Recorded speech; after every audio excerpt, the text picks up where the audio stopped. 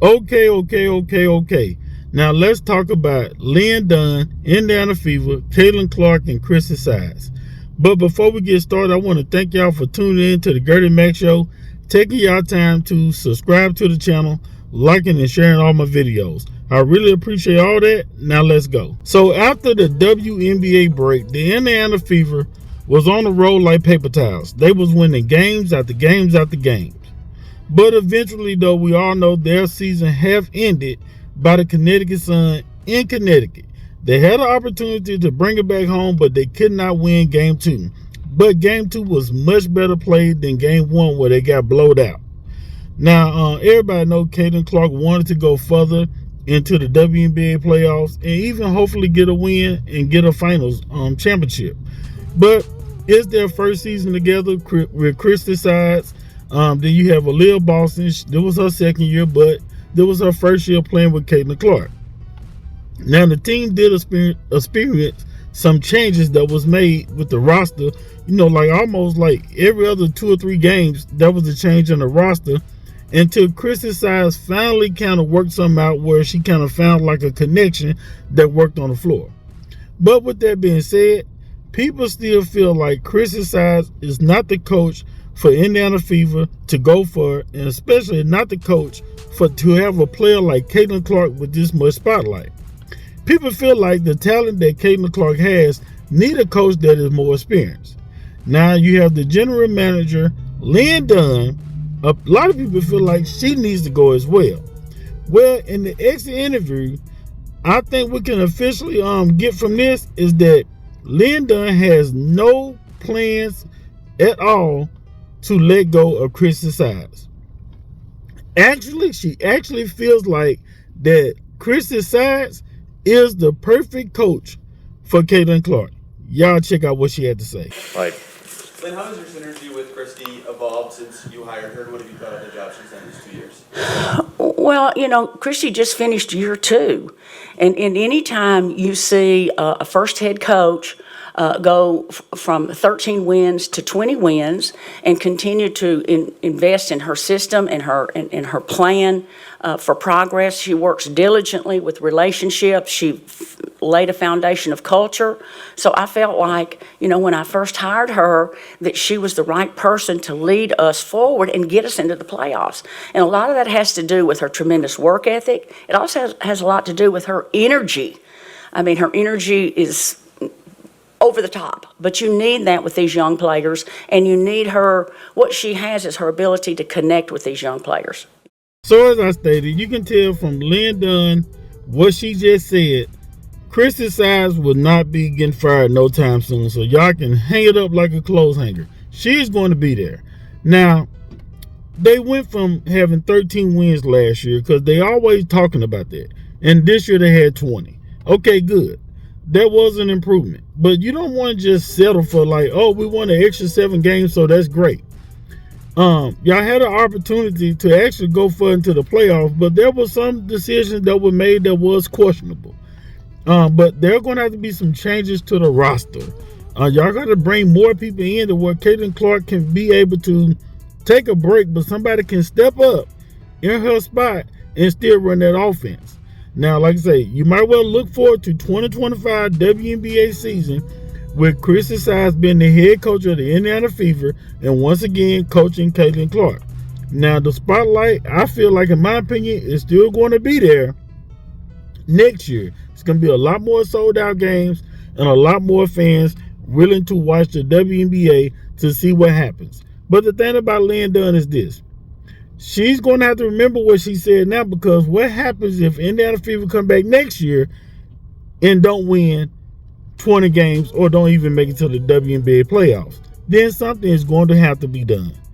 But y'all check out what else they had to say just about the overall season, other teammates, and all of the stuff dealing with online, social media, and all of the stuff that went on with players.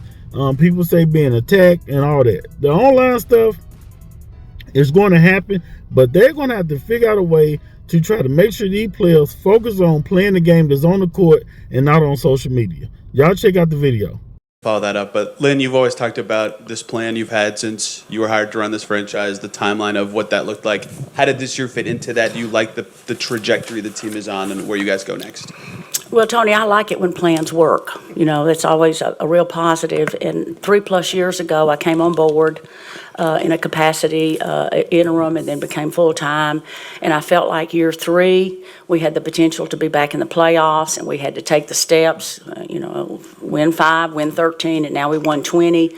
And so I'm real pleased with the progress that we've made, the talent that we have, the job that the coaches and the players did this year. And so I think we've positioned ourselves now to take the next step. And it's an exciting time. What will that next step be? Where will we go now? How do we go from 6th to being in the top 4 seeds? We'll go Chloe, then we'll go Christine. Yeah, Coach, I wanted to ask you about Nalissa. Obviously, last night she posted about how her 3rd year wasn't what she kind of expected it to be. Just what conversations did you have with her just throughout the year about her role and kind of her frustrations? Yeah, Liz is an incredible player, and she had great moments for us throughout the year. I mean, she is one of the key pieces why we were able to have such a successful year. I don't, the conversations that she had and that we had yesterday in our exit meetings was just about how she can be better and how she can help our team be better.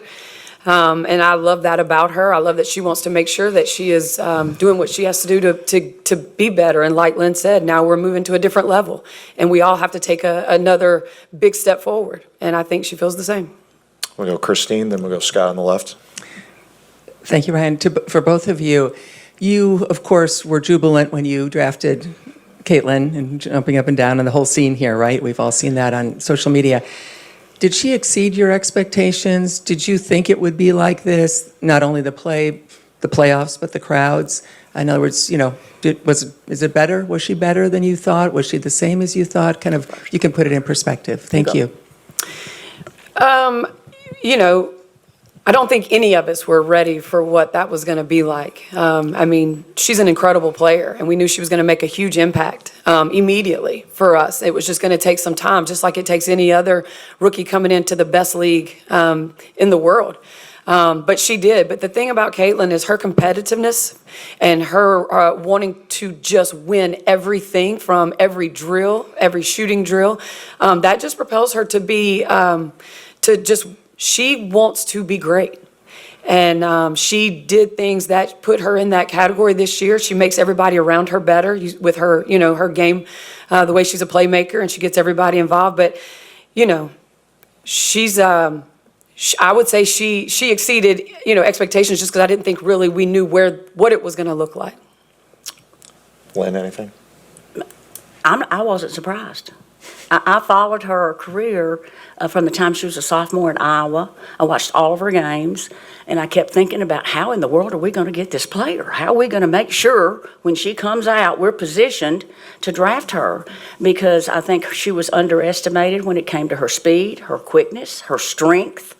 I was not surprised that she was the Rookie of the Year. I was not surprised that she was able to do some of the things that she did. I was pleased at how she adapted and adjusted to the physicality of the league early. I thought that was a real key moment for her when they trapped her, when they bodied her, when they were very physical with her, when they put the very best defender on her, and she adapted and she adjusted and she got better. And so by the Olympic break, we saw the Caitlin Clark I thought we would see, and I'm just thrilled that she's a part of the Indiana Fever. Go Scott, then we'll go Bob. Lynn, can you take us through what this season was like for you, how fruitful, how rewarding it was to see what this team was able to accomplish and return to relevance?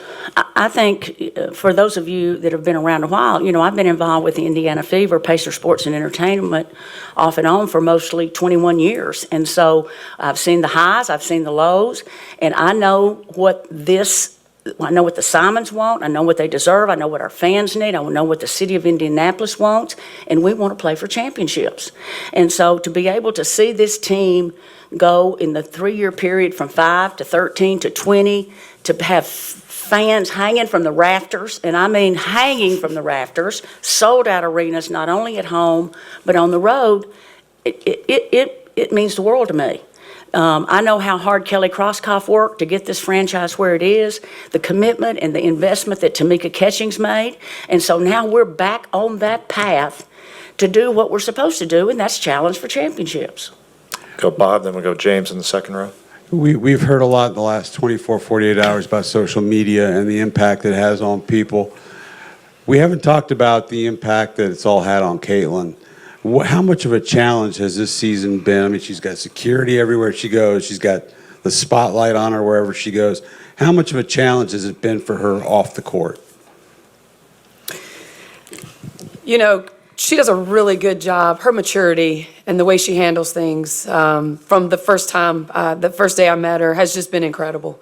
I think she's handled it in a way where at times I've made sure to check in with her if I felt she was being a more, she's not really quiet a lot of the times, but when she does get that way, you can think, maybe I need to, just look in on her for a bit. And, she's human, right? And she has endured a lot this season and has handled it in the most professional way. She's grown, like Lynn said, and not just as a basketball player, but as a young professional, because she is, our point guard and going to lead our team. But she never tips her hat. She stays the course and stays consistent, and a lot of respect for her for what and how she does that and what she's done all season dealing with that. Yeah. Bob, I think the experiences that she had at Iowa, very similar to this, throughout her career, throughout the Big Ten season, sold out arenas, media, trolls, the whole works. She'd already dealt with a lot of the things that she is dealing with now. And I think your question, social media's taken a toll on everyone. All of our players, all of our staff, we've all had to deal with the issues that we see today. And it's unfortunate, and it shouldn't be tolerated. So there has been a lot transpiring. So like I say, Christie Sides, you hear her and Lin Dunn talk about social media and all that. These players want to just get off social media and focus on basketball. There's been a lot of changes going on so far. People thought that Indiana Fever was going to follow suit like Chicago Sky, who we all know by now has fired Teresa Weatherspoon. She's out of a job just after one season. 1 year. Angel Reese just came into the league. No, that's kind of messed up to give a coach just 1 year to try to work with a new player that just got drafted. Christie Sides, this is year 2 for her. It appears that she's going to get another shot at it. What happens after the 2025 season, if the Indiana Fever don't get to the playoffs, who knows? But who will be the new players that's going to come in for the Indiana Fever? Who are they going to draft this year? Because Alyssa Smith made a post that basically indicates that she's out of there as well. So the team is going to look different. But y'all get in the comments, tell what y'all think. Don't forget to subscribe to the channel, like and share the video. Also hit the notification bell so you can be notified when I drop another video, and follow my social media at GertieMac15. Holla.